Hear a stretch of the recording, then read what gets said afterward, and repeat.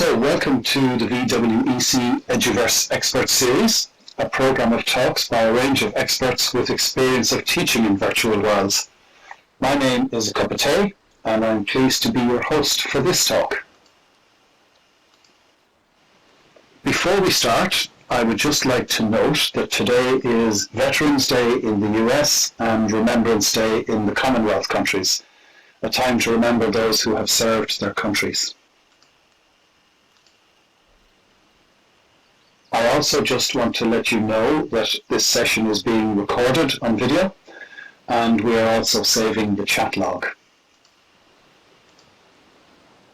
Now, on to the business of the evening.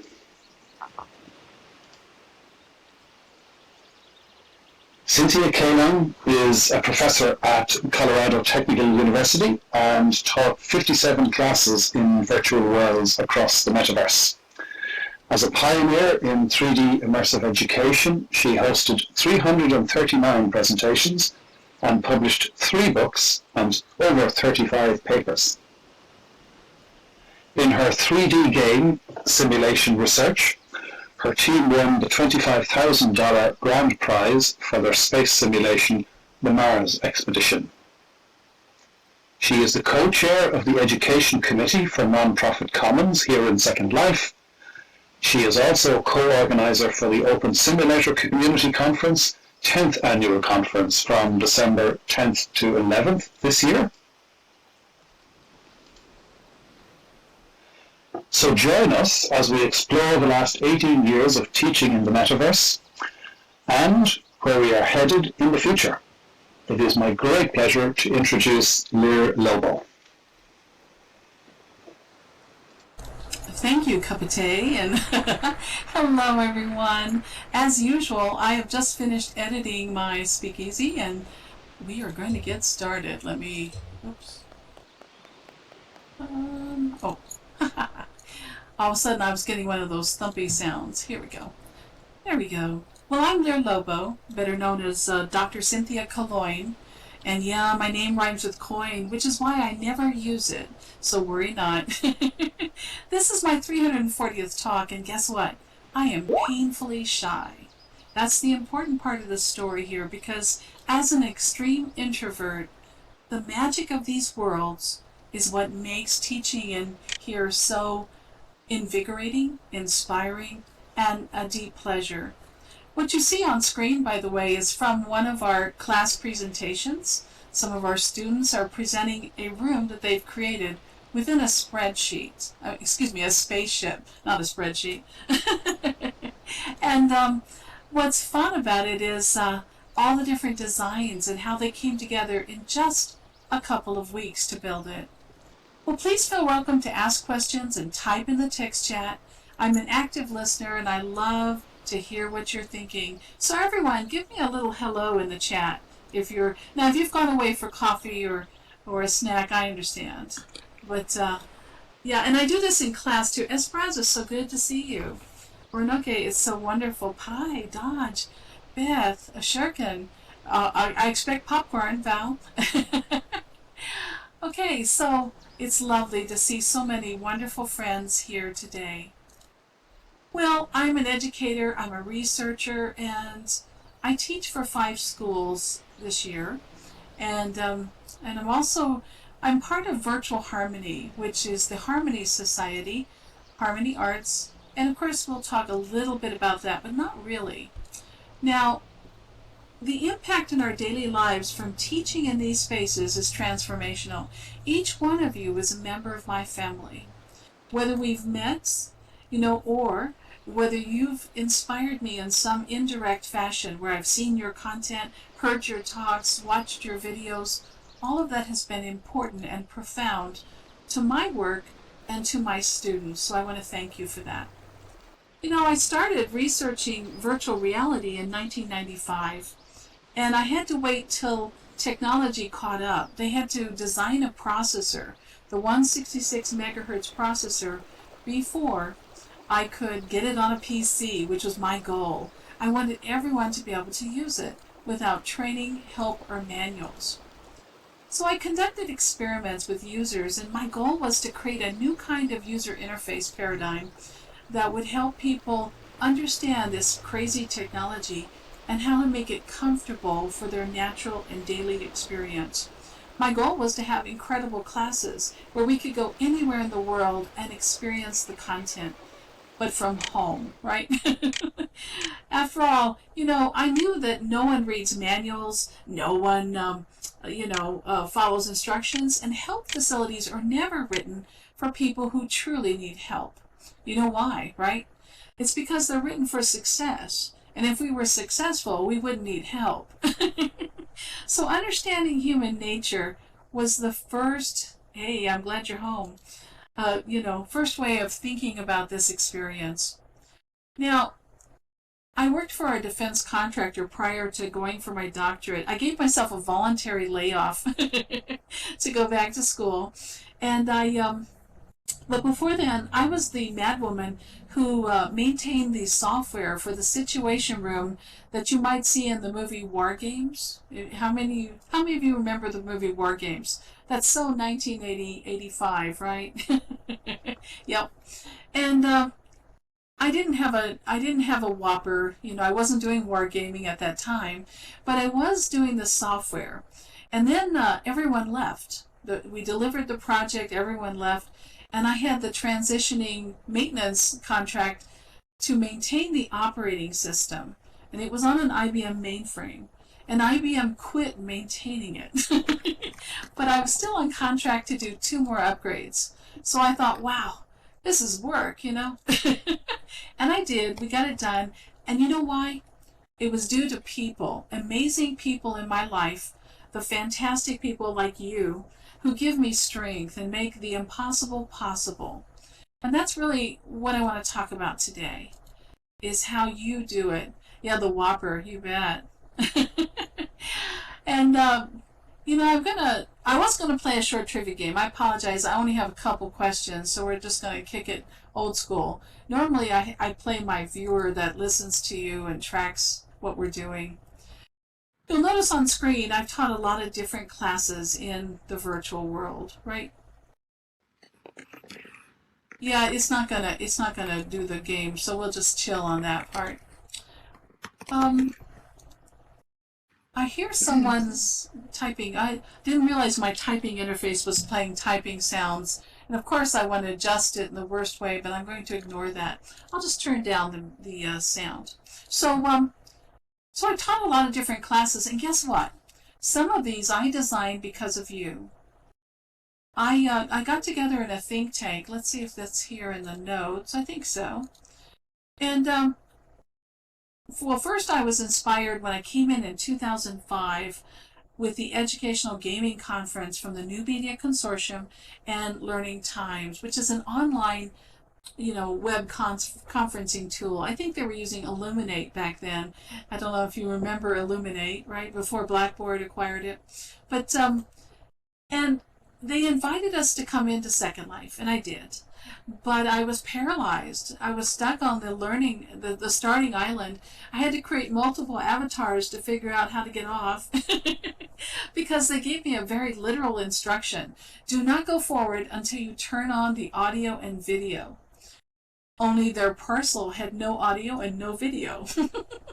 So the options were grayed out. I could never get off, and I am a stickler for instructions. So that's one of my failings, is to be a little too literal. But luckily, I created multiple avatars. In fact, I have 9 of them today. And I got off that island and got to work. And I was inspired by the New Media Consortium who brought us here, and I got to thinking about what do we need in this changing world with all this technology coming together, with virtual worlds, with social media, web tools, mobile computing, with cloud computing, and then the semantic web, this linked data. How will all of this come together? And how will it matter? And I got to thinking about it, and I said, we need some degree programs that will help our students research these areas and understand the effects of a global culture, the effects of all this conversation. And it wasn't just about technology. Naming it was the hardest thing to do in this. And by the way, the working title was The Borg. I'll type that. And it was because I was going to assimilate everyone, not in my program, but the notion of everything that touches the web is part of emerging media to me. So I wasn't using the marketing definition for it. I was using the intersection of people, the content they produce, and worlds like virtual worlds, VR, cloud computing, mobile computing, and all of the web technologies, all of the video and streaming and everything we're doing. And then beyond, with chatbots and with artificial intelligence and DeepMind, all of it coming together. So this inspiration really came from teaching in Second Life, and that means it came from you. So I've put together some slides. We don't want to look at my class list, how rude, right? I've taught 70 some odd classes in my life, different subjects, and I just finished writing an AI class, so I feel like I did not accomplish my goal, which my doctoral degree goal was to be a master in one field. And instead, I'm a generalist in many fields. So that is my failing in life, right? But here we are. Let's take a look at the past. This is going to be a nostalgic look at our early days. Yeah, exactly, Crawl. And you'll notice in the upper left corner, this is featuring images on the New Media Consortium's campus. And for those of you who sit here today at the Virtual World Education Consortium, you have created an archipelago again here that we had lost in 2010, 2011. Before that, we had one with the New Media Consortium. And I think we had over 90 regions all connected at that time. Many universities. You look at the world map, and the names of them were the names of universities. We had Princeton, we had Kentucky, we had all these different schools from all over, not just the US, we also had them around the world. We had other archipelagos going on at the same time, all under like social good umbrellas or the military one. The Air Force, the Army, the Marines, and the Navy had regions in Second Life, and they connected them all. And this world caused them to cross over boundaries and to have conversations that just were not possible with their organizational divisions. Now, the NMC is no longer with us, but at the time they had up to 300 member universities and museums, and you may have known them best for the Horizon Report, the next 5 years of technology and education. They even bought, Second Life at one point sold a version of the Second Life server software called the Enterprise Edition, and you could install it at your university. I don't know if you knew this. And this was like in the 2009, 2010 timeframe. And so we hosted ours at Case Western. Now, the Horizon Report's one of these futuring instruments that looks at the next 5 years of technology and education. And their goal here, they had a major interest in immersive education taking off and being nurtured. Ideas worth spreading, the TED Talks model extended to sparking innovation and creativity, which was the NMC's model. Hey, thanks. So in slide 4, you see the MacArthur Foundation's Digital Media and Learning Conference, and it was held in October 2006. If you look in the upper right corner, you'll see an old version of my avatar on screen looking at the backs of their heads, right? We had these blended reality conferences in 2006, and I would ask them questions and they would answer, and so we had this exchange of information. Now, what they did not know is I was sitting next to someone who was sitting at a software development conference in California who was sitting next to Bill Gates. So we had this very interesting back channel conversation, right? Between the things I was asking the MacArthur Foundation and the things my counterpart was asking Bill Gates. So it was a very interesting time to be alive, right? Well, Howard Rheingold was the keynote. How many of you know who Howard Rheingold is? If you thought of multi-user dungeons, you would know, hey there, Rhiannon. You would know of his work. If you thought of, he spoke at ISTE and he gave the keynote address. He certainly, he was published in a book called Virtual Reality Madness in like I want to say 95. And I, of course, read it and some of his work there. And he was looking at all kinds of technologies, including haptics and haptic full body suits and all kinds of intense interaction beyond what we've been doing. Yep. I have two, Wordsmith. In fact, you know, I didn't cite him in my dissertation, and he gave me the fishy eye when I saw him at a conference. And so I'm always telling my students, don't forget to cite your giants, and even if it's not a direct part of your story, weave them into the conversation, because you will run into them later and they will look at you funny, right? And sure enough, he did. But he's so gracious. He wrote me a note, and he noticed some of my students were following his video log, and so he followed my students as well. And we had this cross-pollination because of our work here in Second Life. Okay? So Global Kids introduced something that I thought was very cool, and I want to share it with you today. How many of you have used a human barometer tool in your classes? Give me a yes or no. The yes, before the opinionator or the clicker, right? Sure. What you do is you create a sign and you angle it a little bit so you can walk on it, but you can see it and read it. Okay? And it either has the words agree or disagree, it'll have myth or truth, or whatever polarizing thoughts you're talking about. And what you do is you ask extraordinarily strange questions and provocative questions, and you ask and you tell your students, vote with your feet. Walk to the fence if you don't know or if you're undecided, or cross on over if you do. Now you'll notice I teach at all times of day. I have myth and truth up at the moment, and different classes. We're all taking stands. And we even had 2 management students join us one term. And they were like in culture shock, because, oh my gosh, we're in a virtual world and we're walking around drinking coffee, yep, and having these very strange conversations. And yeah, see? And then what's interesting about this is I would tell my students, for every answer you give me in the text chat while I'm talking, and I want you to number them, 1, 2, 3, I will give you 10 lindens per answer. Now, I had a secret agenda here. I already knew I was going to give each one of them 300 lindens so they could upload textures for any of their simulations that they were building, because all my students make content in World, even if they have 0 skills, even if they've never logged into a viewer before, right? And that was true for almost everyone.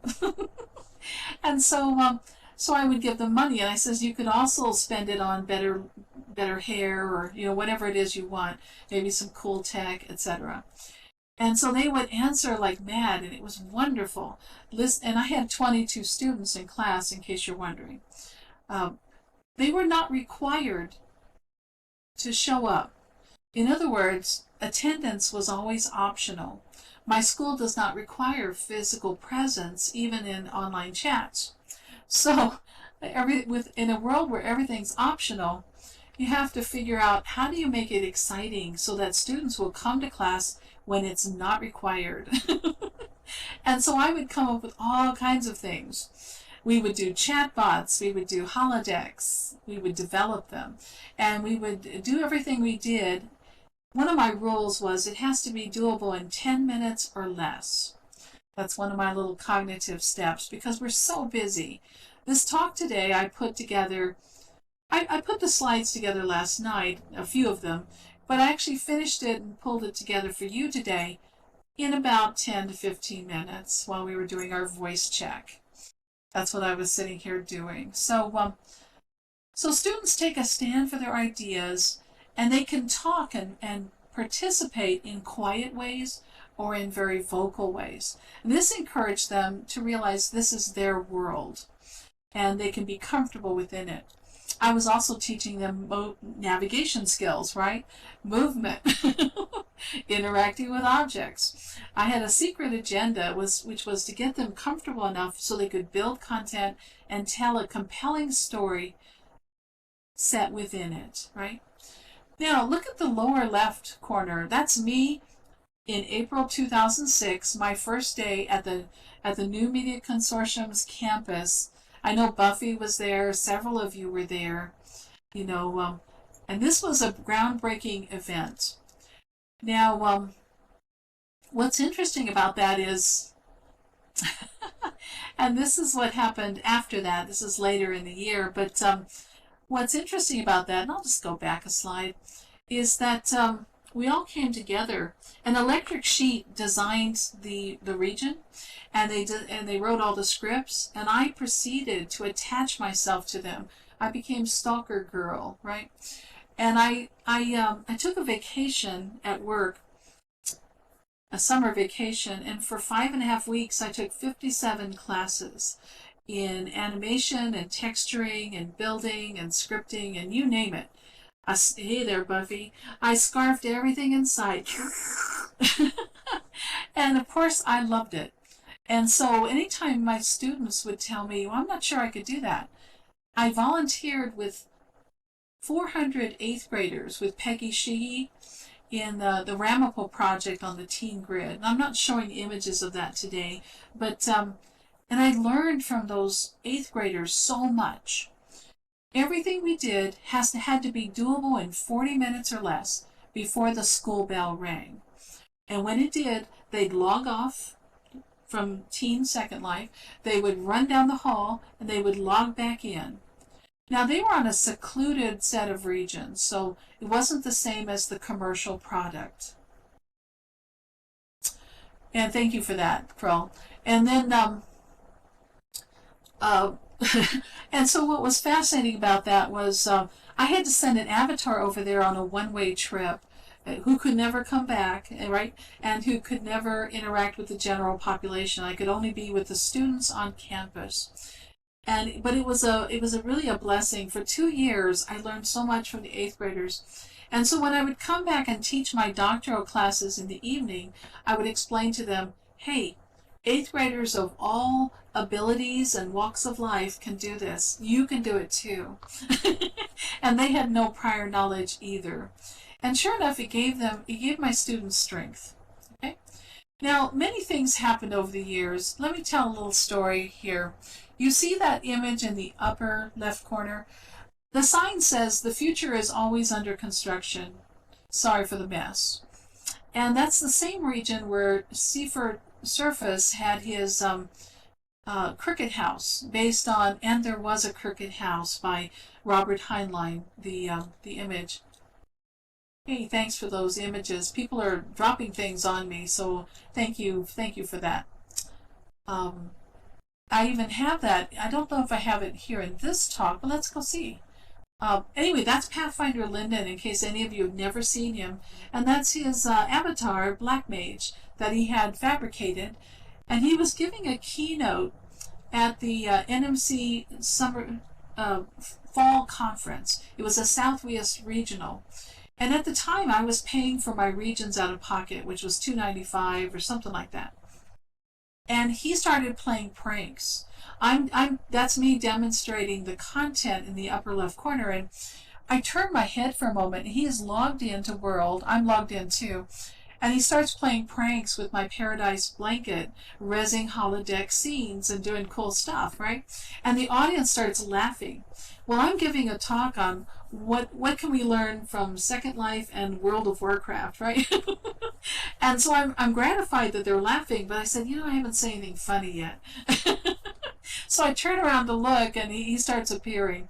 And I had to enjoy that.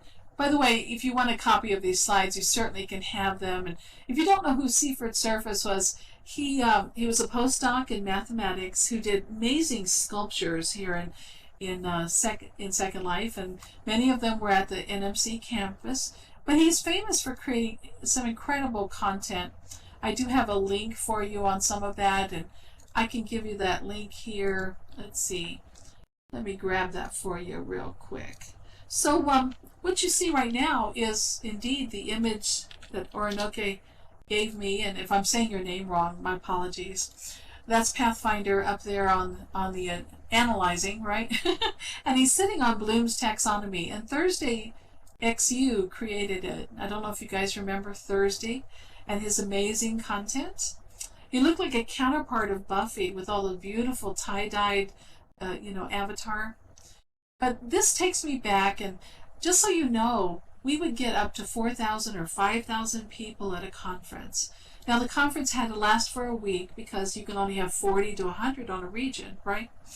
And of course, he tracked, they came from over 90 countries. He said 150, and I thought, wow, that's amazing, right? There you go. See? Hi, Max. It's so good to see you. And so this is what convinced me that there's not just a need and an interest, but that the world was hungry for this. Now, Pathfinder was our education support person at Linden, and Midori is now taking up some of that role, which is very inspiring. I want to thank her. I created this not because I go around creating mosques, by the way, but because the Institute for Compassion and Peace asked me to do it in 2006, and we were on spring break, and I thought, well, I better learn how to build quickly. But luckily, one of my family members is a master texturer. So we made all the textures that you see on this in this build. This is 350 prims. It had to fit on 30 by 50 meters, which means I had to compress the Friday mosque really, really small, right? And then it had to have the women's side, an ablution area where everyone could wash and cleanse themselves. And it had to have all these elements. Well, I want you to look at at the turrets. You see those? This was the inspiration for my gazebo series that I gave out to the educator community. And if you want any of those things, you just have to ask, let me know. And I'd be happy to share those with you. The other thing I love about teaching in these worlds is I can whip content out quite quickly, right? Whereas you can't really do that at a physical conference. You can't just change the world or start bringing stuff out. They might get annoyed, right? Yeah, let me see if I have any of these. Yeah, I do. Let's see if this works. I'll put on my little thing. And for the camera person, I'm resing something at my feet. There's a miniature of my little gazebo. This is the kind of magic you can't do in the physical space. You can't start whipping things out, and it might be giveable, but you really want, here, I'll make it copyable. Yeah. Yeah, let me shift drag it. Sometimes when you make things copyable or take copy or whatever, they're not very obedient. You have to go for one or the other of it. But in any event, and I have larger ones, I'll pick it up for now so I don't disturb the region. And then if you want those, IM me after the talk, and by the way, I'll hang in and I'll get you some of that content, okay? I have other things too. Let's see. So anyway, this was an inspiration, being asked to develop a mosque, and it was because I was fascinated with castles, and I was making castles, and really poor looking castles, I might add. We're talking something from like a ruin, And I even made a Halloween version that was a ruin. But these opportunities for creativity inspire us. So I moved my office into Second Life in 2006. That's what it looked like on the left. And for those of you who attend the Virtual World Education Roundtable or Virtual Education Roundtable, whatever the name is today, right? Because it keeps changing. Because we get more expansive. We start adopting more worlds, right? The top device is one of those seats that when you sit down, it keeps resing a new seat. And of course, that was from a device from 2005. And so we were all really excited about that. The reason I'm sitting underwater is because I said, watching a fish tank is so relaxing. Wouldn't it be nice if we were inside the tank? If we were on the ocean floor, just relaxing and having a great time. And so I created that meditation table so my students could come have a seat, talk to me about their doctoral research, their graduate research, or my undergraduate students could share with me their career goals and fears and where they wanted to be heading. And I would stay there for like 8 hours or so, not because I had to, but because I was tinkering and attending classes and doing 5,000 things before my classes, right? So it became a lifestyle. And on the right, you see some of my students. That was about 2007, 2008. And we would write papers. We would go to conferences, write papers, and talk about how they felt about the lessons, how they felt about creating. And I think that class I was teaching human-computer interaction and how to design different kinds of technologies that support people and how they think, right? Well, how many know who is that? Who is that in the upper left corner? I, of course, tell you, but how many of you remember Larry Pixel? That's right, Larry from the New Media Consortium, Larry Johnson, for those of you who know him in real life. My apologies, Beth. I have a little pre-reser in the audience. By the way, this is a little trick for those of you who speak at conferences and whatnot. I run a little pre-reser, and it's on a timer. So it's been advancing my slides for the last 10, 20 minutes, and it's already gone through one cycle. I will make it visible just so you can see my little trick. And I always do this at conferences, even though I use a pre-reser that reses a slide on all faces of the prim. So up here there's something being resed on all faces of the cube, right? But I always do the little pre-reser thing, and I just make it invisible and put it out in the audience so that you might get the textures faster. But every once in a while they're just not coming through, are they? So I will share this. I will create a PDF and send out a link if you'd like, so you can have the slides. But that's the NMC campus in the upper right corner. And of course, in the lower left, that's Alan Levine, Cogdog, who was vice president of the NMC and hosted many, many events. There's the Future House, the Crooked House in the center. I gave you a little small image about it. If you go to the link, and I gave you the link for my presentation, let me give you the link for his site. You will see so many mathematical designs that were featured in Second Life. Here you go. And, oh, okay, Beth, I'm so sorry. In any event, his site's worthwhile reading, and then, of course, go all the way to the bottom to see Crooked House, because that was very famous. What would happen is, you would walk inside the house. The first person who was there, it was from their perspective, a little like the cave. And as you would walk to the next room, it rolls over like a Rubik's Cube. And so the room you left becomes the room in front of you. It starts rolling over. So imagine that cube rolling and rolling and rolling, so you never run out of house. But at some point, you're walking on the walls, you're walking on the ceiling, you know, as it rolls over. So it was a very cool innovation. And that's the sort of thing you really can only do in Second Life. Well, how many of you have ever used, and here's our trivia question, what is that tool on the upper left? How many of you remember, what is that? Yes, it was based on the Robert Heinlein story, and there was a Crooked House. Yeah. It's a short story, that's right. How many of you remember the tool? No one's used the tool on the upper left? It's the white that says, what is this? No one? Give me a yes or no in the text chat. Maybe my sound's cut off, right? Well, it's like ScriptMe. Yes, very much so. She called it something beginning with an A. Oh, okay. I used to use it in my classes all the time because I forced my students to do a little scripting. And you have to realize, when you teach a doctoral class, some of your students are CEOs. They don't even do their own typing, much less scripting. So I'm putting people in shock here. Yes, from Three Green Eggs. It was by Ann Enigma. That's her on screen there in the peach tan shirt. And we spoke at the NMC Summer Conference in 2007. What she did was she wrote this tool, and there's another version of the tool still available today. So hers is available, but the PHP is not working. So let me give you the link at the bottom there. You too can use it. It will generate a script. If you visit that link I just gave you, it will generate a script based on any of those functions you see.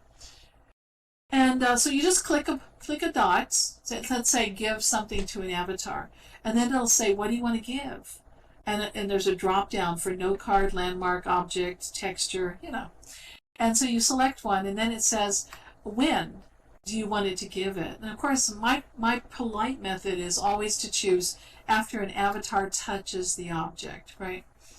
And then it writes the script for you, and you just copy it, put it into a script, and you've got your own script.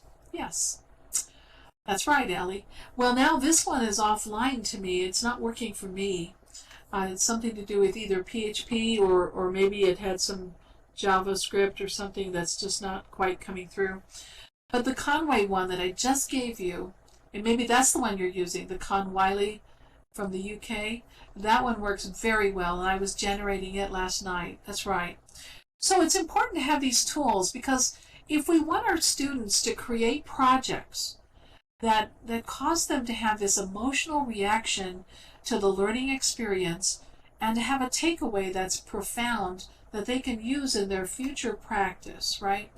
Or how they may, whether they teach, whether they learn, whether they set up a business, or whether they just take these ideas to other worlds, right? And use them. That's what's important here. It's not the idea of learning the course subject, passing the tests, and finishing that. Teaching in SL is a lifelong experience. It's a journey that begins somewhere deep inside of us, and it just never ends, right? Well, some of you may have you ever seen the Hitchhiker's Guide to SL? It's like the Hitchhiker's Guide to the Galaxy, only it's the SL version. How many of you have that? Well, you need it. Oh my gosh. Well, I have one. And in fact, let me go to the next slide. Let me boogie along here. Well, it's coming up. The person you saw on the last slide in the bottom here, Nick Noakes, who is Korean in Second Life, he was with the Hong Kong Institute of Science and Technology, a strong advocate in the NMC, and that's his avatar in front of him. That's an early avatar. Back in the days when everyone was classic, he looked really good, is what I'm saying. Before everyone was wearing mesh, That's what his avatar looked like. And of course, this is 2007. We're at the summer conference, and we're speaking together on the affordances of teaching in these worlds. I tested her tool, by the way, and I didn't test the foreign language versions, but I did test the English version at that conference. So that gives you a little context on the fact that this is our tool, right? And we use these things. If you like the little booth up top, I do have a mini version of it, and I have, of course, the actual version. It allows a few people to sit, and you can put your slides in it, and just relax and set up little conference booths anywhere you go, on a very small footprint. Meanwhile, in the lower left, that's the NMC campus, and we used to have up to 80 people attend and talk. And we would have these unmoderated blogging. Does anyone remember that? Unmoderated blogging. That means that when you click a device and you say, you have my permission to post my comments on a live blog, and no one will ever edit them, right? No editing. That's right, Wordsmith. And there were only 230,000 residents in August 2006 when we were doing all these things. I don't know if you knew that. It wasn't until a month or two later when Linden Lab decided to open it up to people who did not have a credit card. In other words, you had to have a credit card to authenticate yourself to verify you were an adult, right? And so they waived that requirement, and then the world exploded. At that time, Second Life was 75% US and 25% outside the US. That changed dramatically a few months later. And we started getting up to 1 million new residents per month until about January 2009, where we had 19 million. About that. Okay, here's your trivia question. What conference is this from 2008? Give me the acronym for the conference. It's one all of you know. There you go. Val got it. Yeah, because you see the logo on the top left, right? Absolutely. And what's cool about this, do you see what we were doing in 2008? Everyone had their own little viewer in front of them in the upper left. Do you see that? Isn't that wild? And nowadays we would think, whoa, that might be a scripting nightmare, huh? for simulator performance. But back then, we were trying all kinds of fascinating things, if you think about it.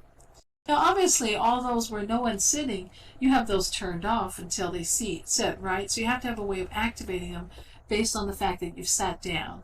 But we're trying all kinds of interesting techniques, and there I am on the front row, at one of the speaker sessions, and of course having a blast. Now, at that conference, well, actually, it was the year before. The 2007 one was called Best Practices in Education.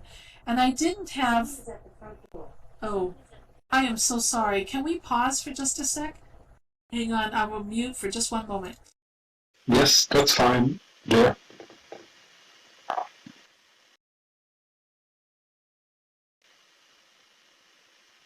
Sorry, a computer just arrived that I've been waiting for a month. Of course it comes right now.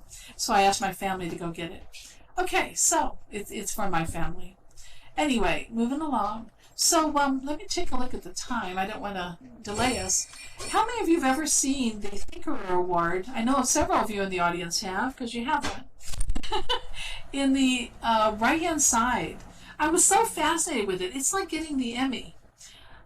It's awarded for your lifetime service, but what really is fascinating about it is how amazing it is to be part of this society that we have here. And it so was in sync with how I think about the world and the universe and everything we're doing, because those of you who know me know I'm fascinated with the mission to Mars, and I volunteer to do research to help understand problems about living on Mars, right? And so for the VWBPE conference that year, I created a Martian World's Fair, like an intergalactic World's Fair. That's the agricultural booth. I made it a crazy looking booth with crazy plants that are kind of alive. And then I created translators and went around harvesting translators. The Navi Avatar translator, the Klingon translator, the two forms of fairy, of course Tolkien, Elvish, and then of course the Great Company Elvish as well, and a bunch of other languages. Just fun. And that's my students working on it with me, who are now, one of them is my dean. So that's the other part of our legacy, is as we teach in these worlds, we empower our students to greatness, and they make such a difference, that it's really hard to measure today. Now you see Barbara Truman in the lower left, and of course she received the Thinker Award that year. She's no longer with us, but she's with us in spirit, and so I always feature her in my talks. By the way, I've given you information on how to reach me, in case we end before I end, right? Well, there's Thinker Selby in the upper left, and you have to realize in 2005, 2006, he was such a transformational part of our lives, and I was so aware of his hobo designs and his fascination with these worlds and his advocacy in giving us strength and making some of these opportunities possible. Not just through financial support, but through his loving service. And so I want to do a shout out to him. That's him with the picture of Lauren on his back in the upper left. And Edunation. How many of you ever did a Webheads? Yep. Webheads is a group. It was a Yahoo group. There we go. And for anyone who did any language learning or English or whatever, that was a fascinating group, and I was part of it on the Yahoo groups. Well, Edunation and Hiker Phillip, who might be here, yeah, there she is, Gwen Guasi, of course, is the custodian, curator, founder, and the person who continues that long tradition.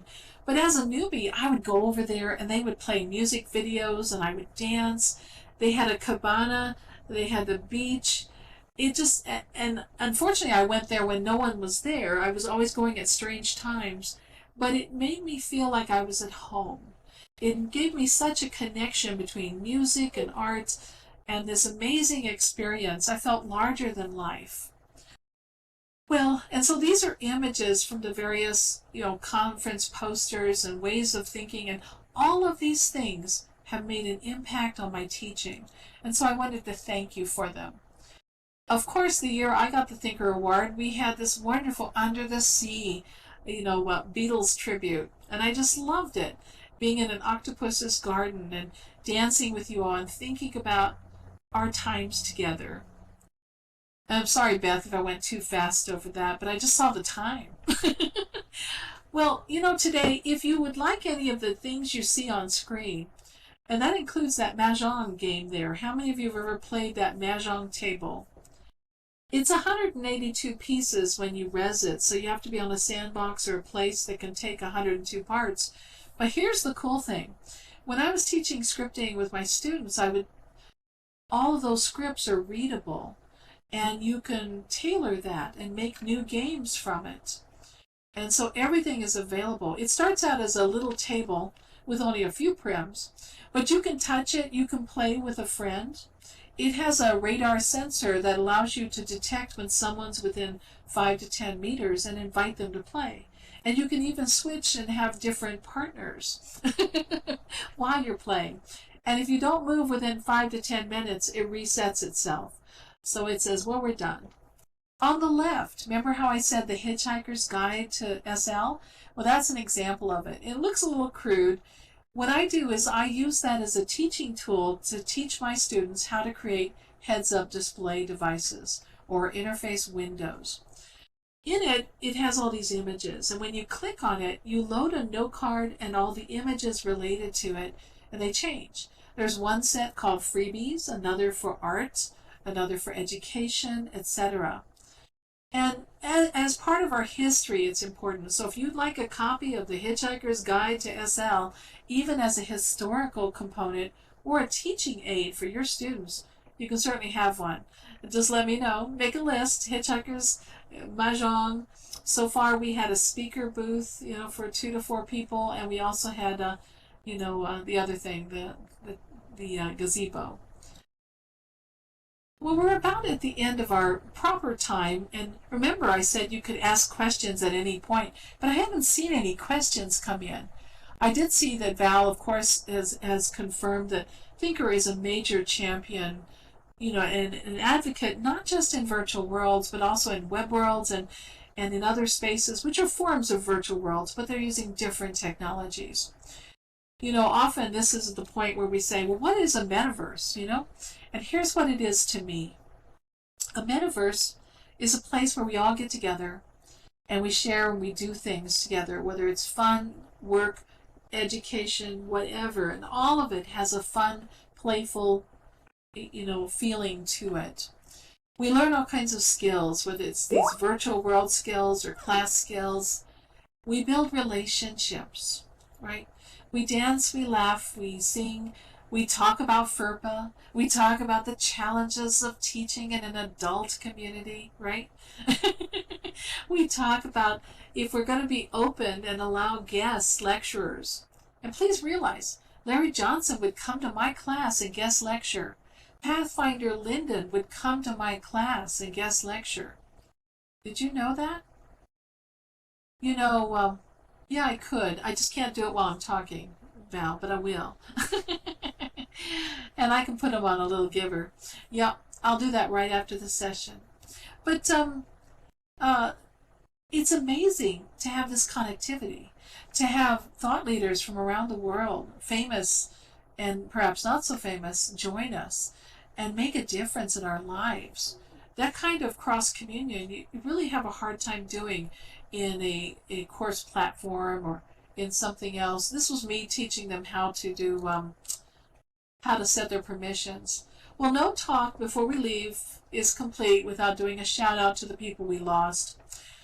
I was looking for a picture of Platyoplasma and of course couldn't find one, but I did have the Thinker one where we're wearing a box on our head, the Rodin's Thinker, from the Exploratorium. I just didn't get it in here. But that's Cyrus Hush in the upper left, who we lost, who of course created an amazing tour of Second Life that was a 3D tour on the Chilbo region. And if you've never visited it and visited those sites, it's certainly worth a view. Delightful Duango gave up her doctoral program after she completed all her classes to come study with me and complete a second doctoral degree program in emerging media, the program I started, and of course continued as a researcher. Well, as we get ready to wrap, I see we have 9 minutes. Ask me those questions if you have any here. Oh, Wizard of Life asks, what about teaching tools in SL? Do you think they're adequate or can be improved? Everything can always be improved, so that's the easy one. As far as teaching tools in SL, you probably have your favorites. I certainly have some too. Many of the ones I create, and by the way, if you're taking some images, someone's giving me images. Oh, there, Platyoplasma. Thank you for that. Yep. And of course, we lost him right before that major astronomical event where we all gathered to watch, right? But Jane McGonigal's had an influence on us because often people say, why is emotion important? We know emotion's important in games. Jessie Schell reinforces that. We also know that it's important in other areas as well. Well, there I am with Jane McGonigal. We went and hosted an event with her at ISTE that I think Spiff was at and others, right? Scott Merrick, etc. Maybe Beth, I don't know if you were there, but you certainly were in spirit. And then the next year she came and did a keynote for my school. They asked me, who would you have as a keynote? And I said, Jane McGonigal. And of course, she came up with the first 10 on each of these lists for positive and negative emotions. And I added the last 4. And you might say that pride's not a good one, right? But I think taking pride in not just our accomplishments, but in our students' accomplishments, in the things they craft and do, even the mistakes they make are so exciting. Failure-based learning. That's what these worlds encourage. Often when people get into class, they always think they have to be perfect. And I said, you wouldn't be in class if you already knew everything. Hopefully. And secondly, we have time for discovery. And we need ways of getting over this. Well, the rest of this is what I call tools, Wizard, which you might not think of as tools, but they're ways for me to frame how much challenge can I give my students before they experience anxiety. If the challenge is too high and their skill level is too low, they will not do well. So I must give them skills. I must develop them and get them beyond relaxation, right, by increasing the challenge and get them up into flow, get them to arousal, get them so on fire that I have to chase them to bed at night, to make them leave the property, which we did with our 13-year-olds, right? Now, this is research. I don't expect you to read it. It's from Huffman and Novak. And what they did was they took the flow model and they looked at 12 studies and they said, well, how does this relate to virtual worlds and to games and to all these other ways of learning? What's its impact and what should we be looking for? Where should we direct our attention in the future? And I use this with students to encourage them to bridge with prior work and to think about their place in the continuum of thought and knowledge. And of course, I know these are blurry for you, the Design Studio framework comes from Tim Brown's research for Harvard Business Review in 2008, and we have extended it and come up with this model that essentially focuses on what Zinnia features, which is explore, imagine, and create, and this empowerment of don't worry about whether your scales are perfect. Don't worry about whether your textures are perfect. Let's discover what we don't know and have interesting conversations from it. Let's see. Yeah, games for critical thinking skills are of course important. That's what I do is game simulation design. Let me see if I have any images for it. Here's 4 of our games.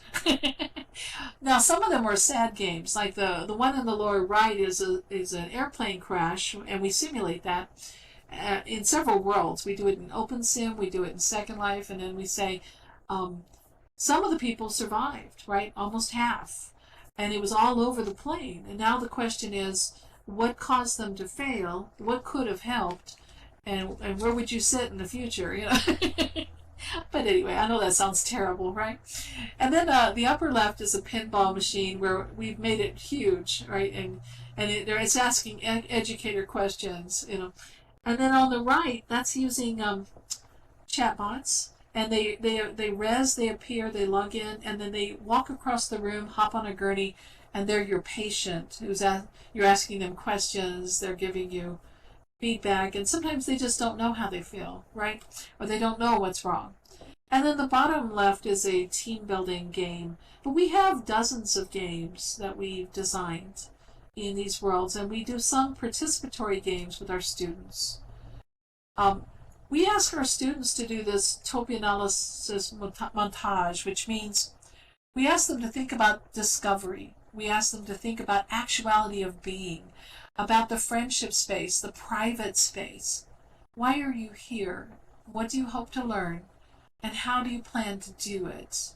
And then we think about how we present content, how we structure our activities, and how we evaluate, what they've discovered. I use a process called cognitive apprenticeship, which means I work alongside my students. They learn from me, and I learn from them, right? It's reciprocal. And I'm not the fount of all knowledge, but I know more than they do, usually about the subject I'm teaching. But when it comes to the virtual world, we're all explorers, right? So we have to have a certain fearlessness. And yeah, when I come to class, I'm always fully covered with many layers in case a layer's not loading, right? In case you were wondering.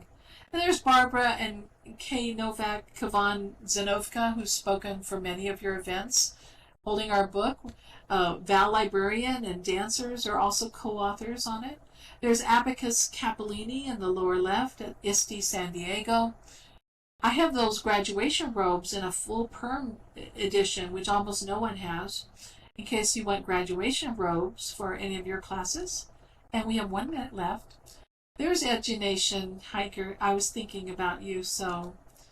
And of course, great creations and thinking about all the wonderful exhibits and shapes and spheres and ways in which you've stimulated the window to my world. Now, on a closing note, remember I mentioned the Metaverse? Well, to me, it's the notion that we can connect worlds. While Second Life is a closed world because of the commercial, the commerce system, the banking, the finances, other worlds are not. They're struggling to understand how do we balance the commercial with the ability to connect. We have a conference coming up, and Rhiannon, if you have the link for that, it's conference.opensimulator.org. We invite you to join us, and we'll help you get your avatar set up. Come join us. You can use the Firestorm viewer, but it has to be the OpenSim version. And of course, we hold conversations on where we're going with connected worlds. We'll hold a hypergrid safari. We're going to go to 4 regions around the world, and they are OpenSim worlds as well. And of course, all of this is due to Krista Lopez and her wonderful development of this technology that allows us to visit places where we do not have an account. And I think that's so transformational. So when I think of a metaverse, I'm thinking about the connected 3D web and coming together in these interesting and special ways. These are just images of my students using the metaverse, creating projects, because I was going to talk about teaching, right? I do have students, I have a lot of them. They give lectures, they do stuff, they create holodecks, you name it. They create games and game simulation. Of course there are benefits and challenges, but we're now out of time. So I want to thank you, invite me back. And then, by the way, all these designs are designs we've created or our students have created. Well, I'm Cynthia Calongne, Lyr Lobo, and I want to wish you a great Second Life. Thanks. Thank you, Lyr, for a really interesting journey through a very varied career with some great advice and fascinating insight. was just great.